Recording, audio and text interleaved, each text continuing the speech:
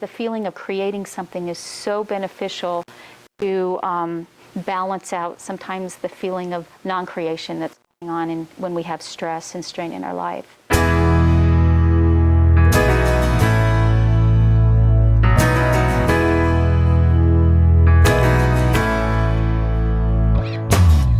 name's Maehl, and I am a pottery instructor here at the Brewery Arts Center.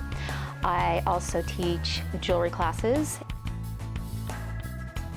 I've been doing creative things my whole life. I grew up in a small town, and so crafts and creating were entertainment, and they were also ways of creating gifts and stuff like that.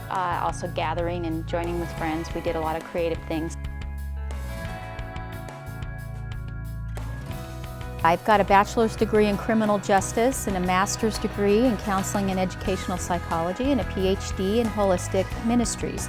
I think it was 2003, I was working for the state here in Carson as a vocational rehabilitation counselor. Incredibly stressful job. And one of my colleagues suggested that I might want to come here and check it out for pottery. I don't know where the knowing of what to do came from, but it was just something that was inside of me. The class that's coming up, the Art Uncorked class that I'm doing, that actually technique I did come up with because I needed to have something where it didn't need a lot of tools. I was going to have a large class and I didn't have enough tools for all the students, so I came up with a process that was very simple, kind of looks a little more complicated, and you can do all of it with, well, the majority of it just with your hands without any additional tools. So that was a little bit original, and I like that kind of stuff, yeah. These classes, this type of class is so great because you're coming together, it's creating together, and having a little wine is always fun too. This particular class, the jewelry class, again, I created it because the goal was to be able to make something where you didn't need to have a lot of tools. What I find when I teach these classes is that the people get swept away in choosing their beads, choosing the colors, choosing the shapes of the beads.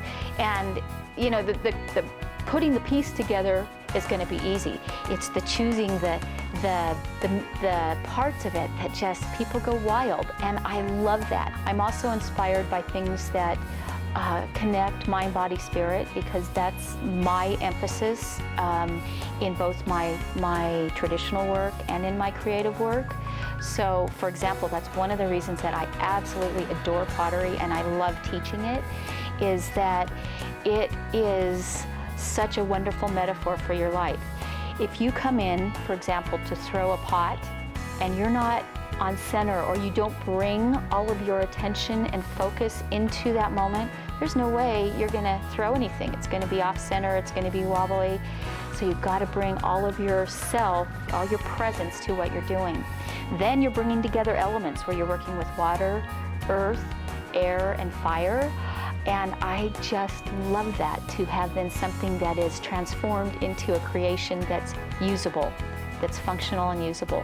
So that's part of also what inspires me. And finally, I guess what I would say is the thing that ultimately inspires me with art, with reading, or with books and anything, is that if it makes you understand something deeper about yourself. I'm moved by that, because that's the focus of my life.